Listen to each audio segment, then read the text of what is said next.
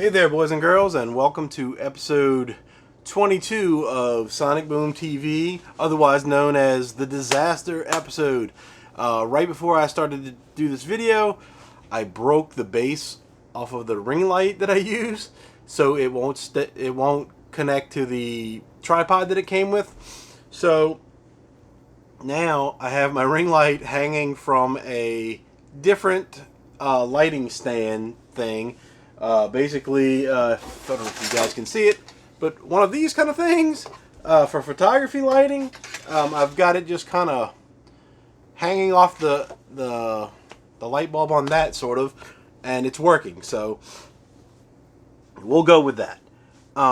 Yesterday, Saturday, which was the April 9th, I went out thrifting again for some records and CDs, and I went to about 6 places, maybe 5 or 6 places. One of them was, well, two of them are actually pretty far out of my way, and maybe wasn't really worth the trip, but I went anyway. So, first place I went was the Red, White, and Blue store out here in Harahan, Louisiana, which is basically same thing as where I live in Metairie. They're connected, and I was in there and I found a couple things, not a whole lot, but let's see. We start off with the tokens. The Lion Sleeps Tonight, America's hottest singing sensations.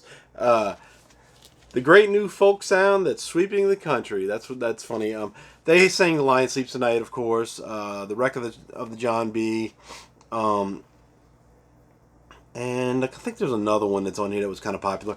But anyway, I listened to the first side of this, and it sounds really good. It's a pretty clean copy. The cover has got some ring wear, and it's split right there. But otherwise, it's good. Good find for $1.99. And then the other record I found, which I didn't need because I already own like 3 copies of this, but this may be the cleanest copy I have.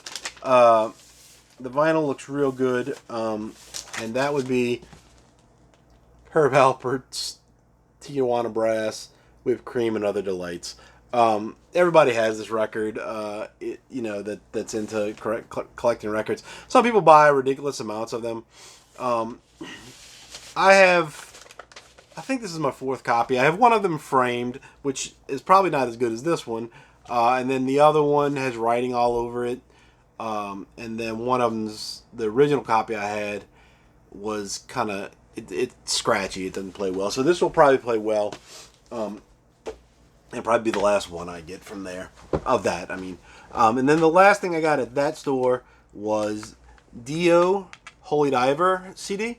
I don't own any Dio for some reason. I'm not a huge fan of Dio, but it seems like I would have some of their stuff. So this one's got Holy Diver and Rainbow in the Dark on it. So that's probably a good one to have for them to start out. Then I went to a couple other stores and didn't find much. And I made my way to the Gretna Red, White, and Blue, which is across the river from New Orleans.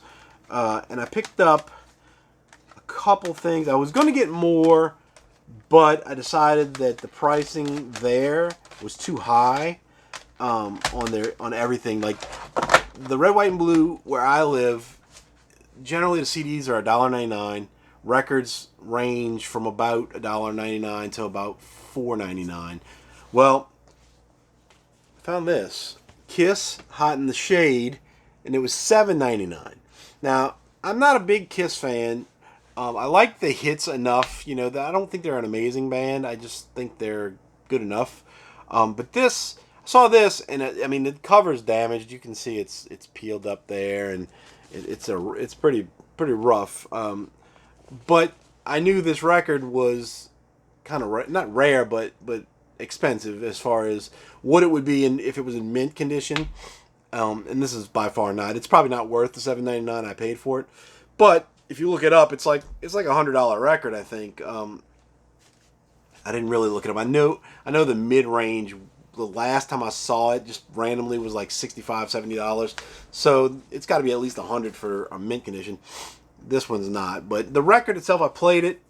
It was super dusty, and I didn't really clean it well. I cleaned it enough to play it. And it has one skip on the song that I know, Forever. And the rest of it, it was okay. It's Kiss to me. It's like they have one good hit, and then the rest of the album is That's kind of what this one is to me too.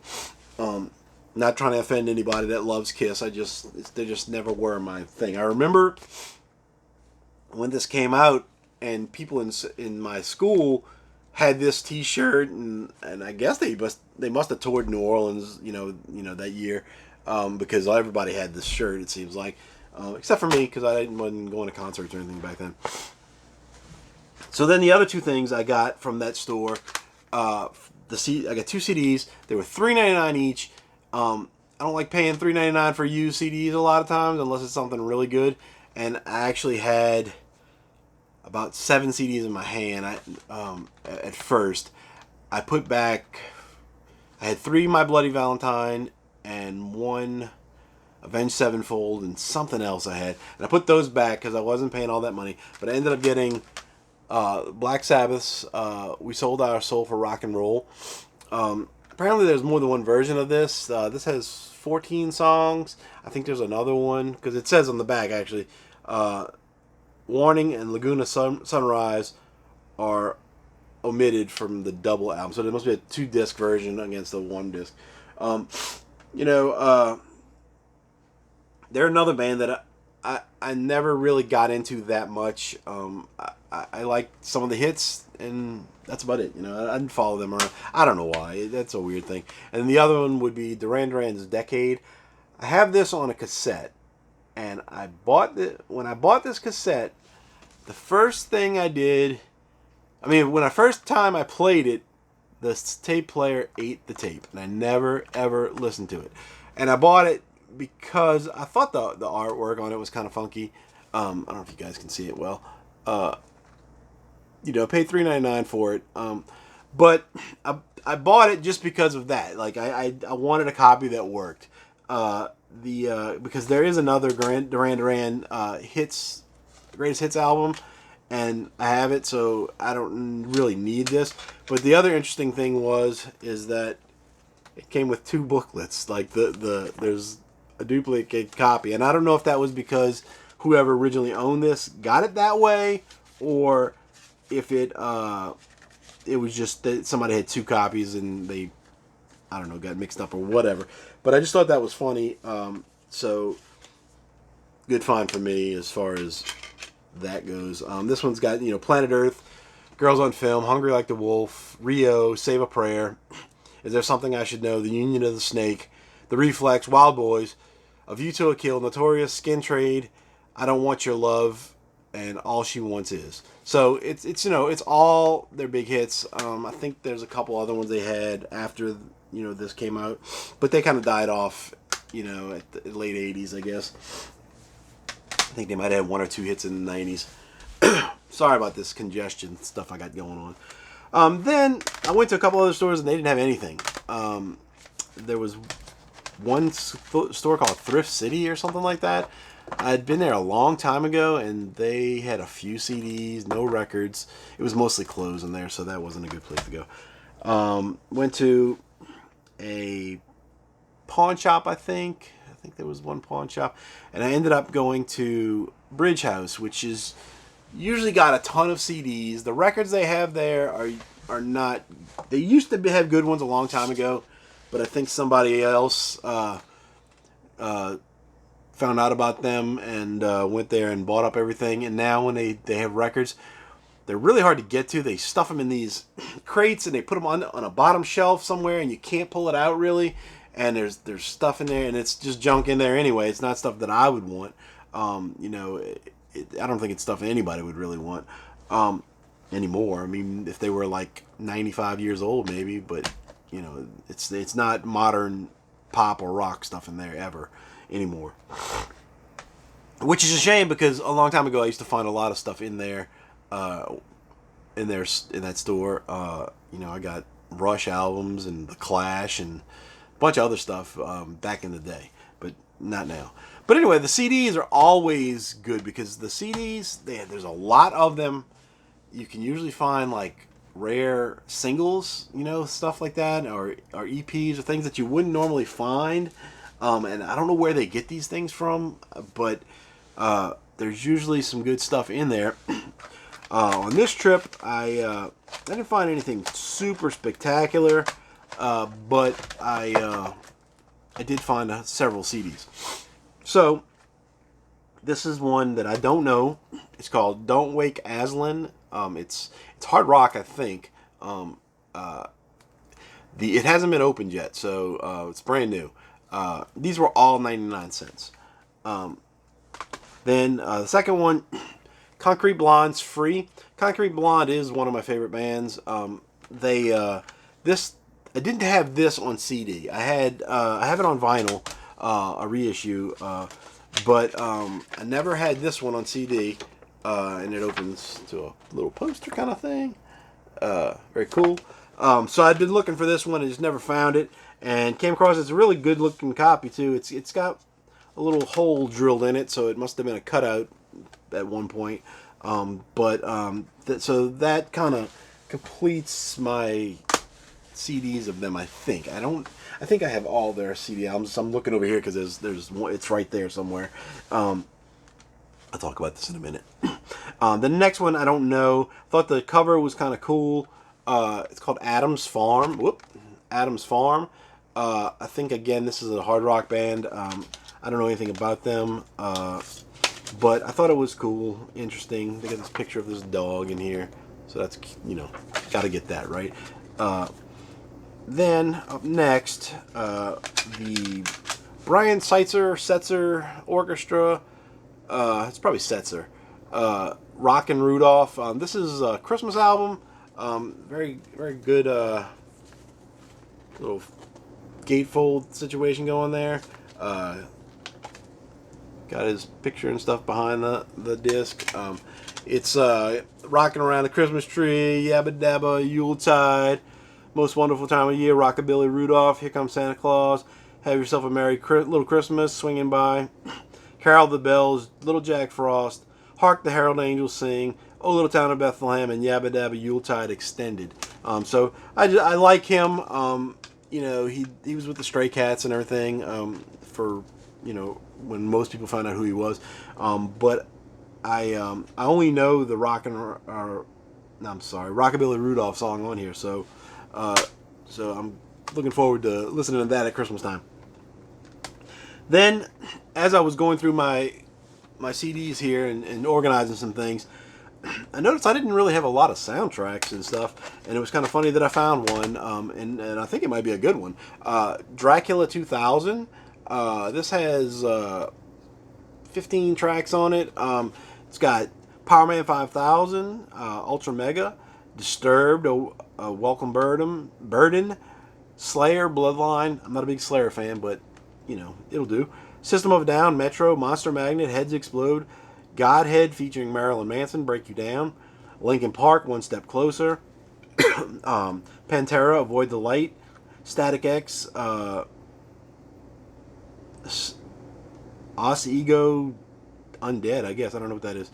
Head PE, Swan Dive, Taproot, Day by Day, Endo, I don't know who they are, Malice, Flybanger, I don't know them, Blind World, Half Cocked, Sober. Half Cocked did some a cover song on the Shrek soundtrack as well, and Saliva's Your Disease. So I think this will be pretty good. You know, it's 90s, definitely 90s style bands, and so some of the songs I probably already know. I know a couple of them that were on their regular albums. Then another one was the Dandy Warhols. This one has the Last Junkie on Earth is the hit from this. Not If You Were the Last Junkie on Earth. There's a video for that. Then we've got Edie Brickell and the New Bohemians. This one, Shooting Rubber Bands at the Stars is what it's called. This one has What I Am. That was their big hit. I think it was their only hit actually, and I never bought it. I don't know why, because it seems like something I would have bought back then in the '90s, but I didn't. And so this one, I mean, it's brand new. It's been open, but it's like brand new. Um, then one of the only cover bands that I really like, and it's because they do these ska punk versions and stuff of different songs, and that's Me First and the Gimme Gimmes.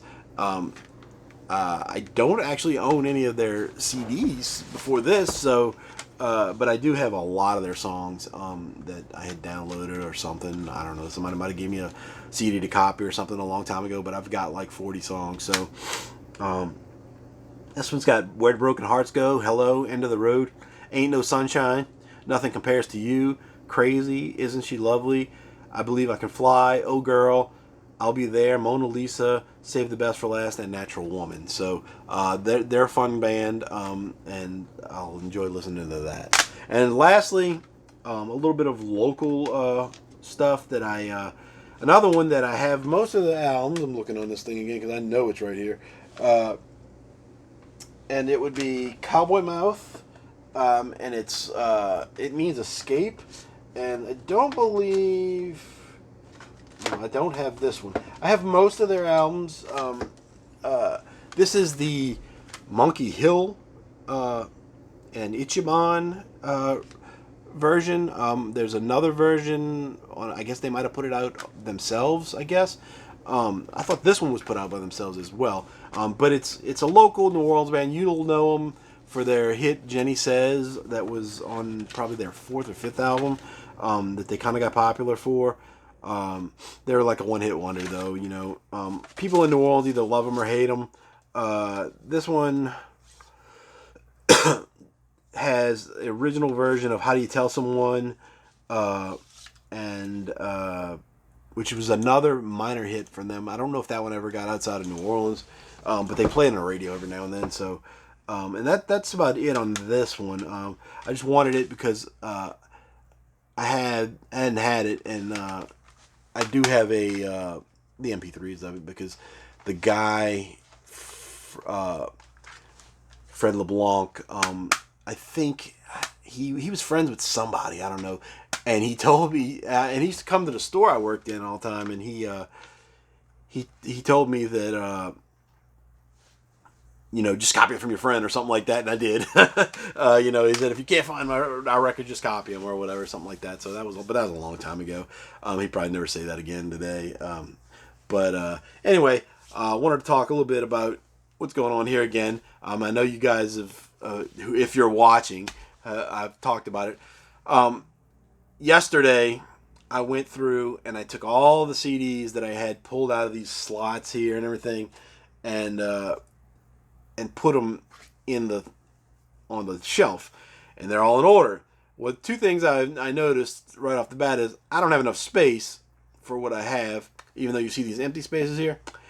And there are certain bands that are like, let's say, Michael Hill's Blues Mob. For some reason, Michael Hill's is in the H section. That makes sense because his last name starts with H. But I kind of messed up at some point. I think at some point I changed the way I was doing that. And so if you come down here, oh, wait a minute. You'll see that I have, if I can find it. Oh, man. I'm sorry, guys. Liz Phair.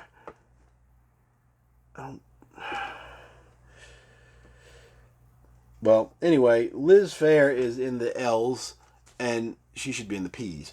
And there's a couple others mixed. So I don't know which way I want to go. I usually go by it makes sense to go by the last name, I think, to me. But I think in my records, I have it by first name. So I don't know. So I'll have to sort that out at some point. That's not a big concern.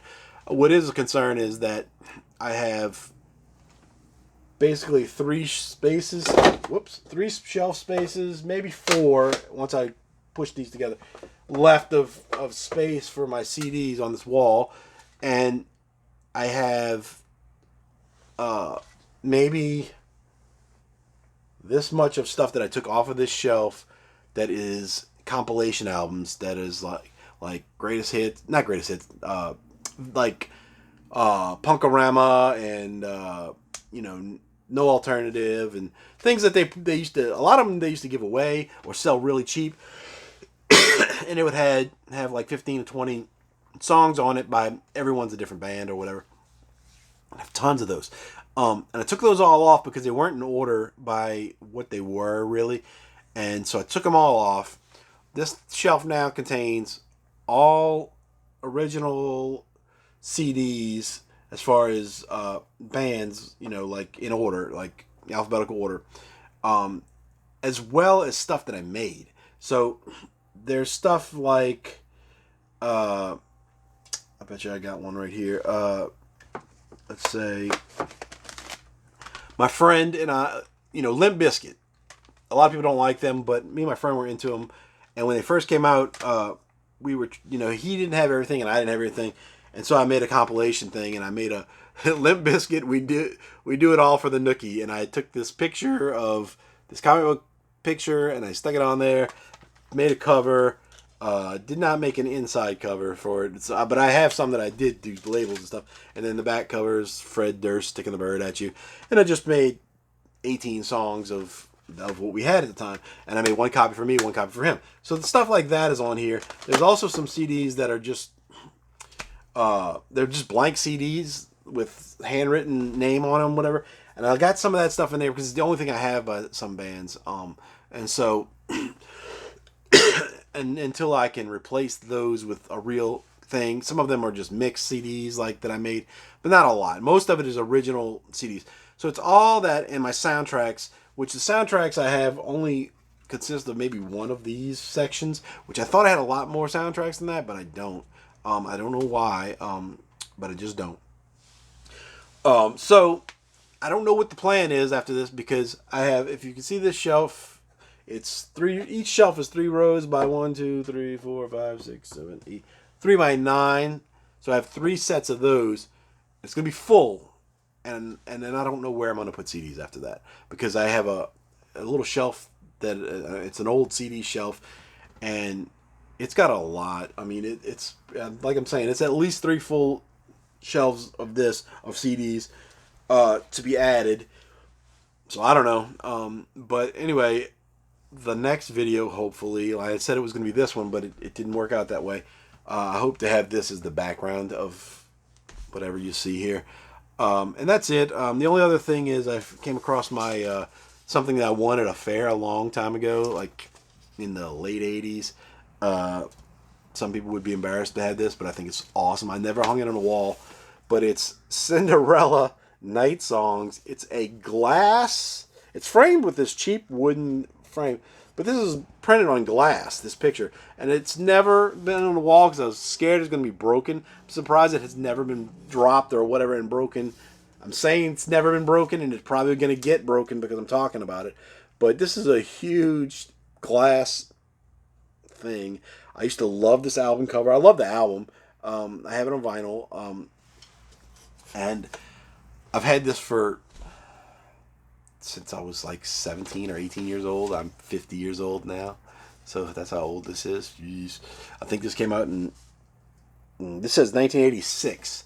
So I've probably had it since 87 or 88 probably. I don't remember. They used to have these big fairs. It's called the Super Fair at the Superdome. And you go in there and they had tons of games and stuff. And I think you paid one price and you got to do everything. But anyway, so... If you know anybody else that has a giant Cinderella glass framed picture, album cover picture, they should see this because that's awesome. But anyway, that's it for this episode. It's going on too long, 30-something minutes, I think, or 20. No, it's only 25. So anyway, that's enough. And talk to you guys next time.